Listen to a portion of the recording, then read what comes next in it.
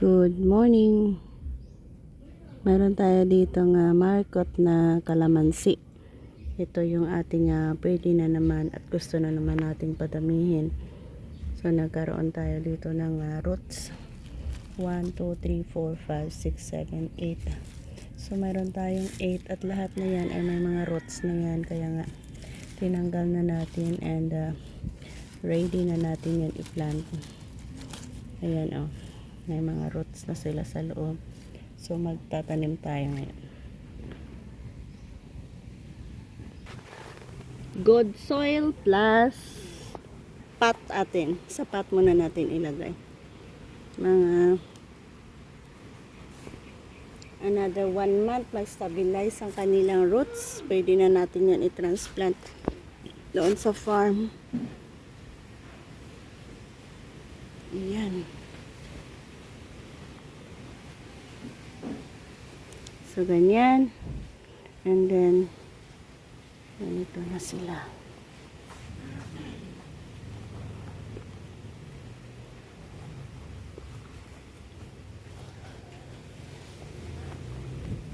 At, i-press mo lang yan. So, aasa tayo na gaganda ang ating pagpapatubo dito dahil sa hindi lang din naman ito first time natin ginawa. So iyan ang ating way kung paano natin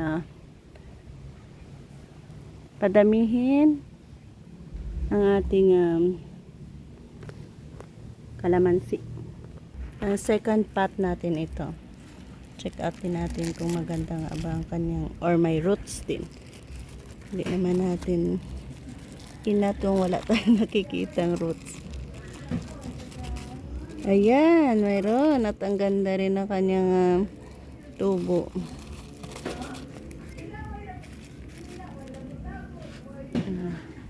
And then the next things na gagawin natin, dito din natin siya ilagay.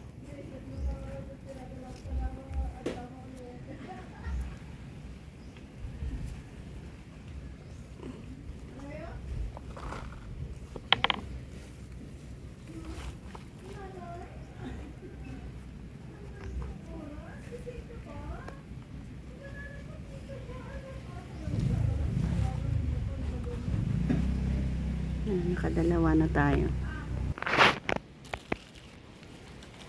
ng maliliit lang ng dulo lang kasi ito ng mga branches ng ating kalamansi, pero ayan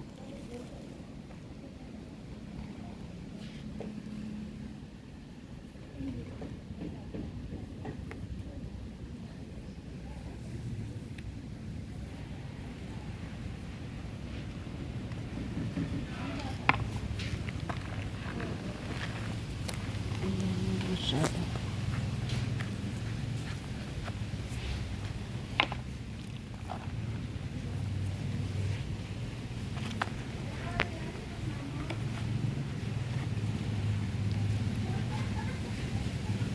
So ito ang last sa 4 na ilalagay natin sa pot. Tapos yung 4 na yan i-direct planting natin sa lupa.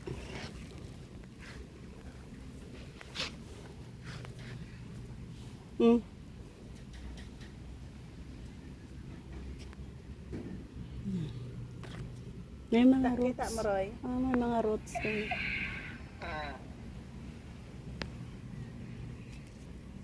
Ning, dapat ang pa to yun.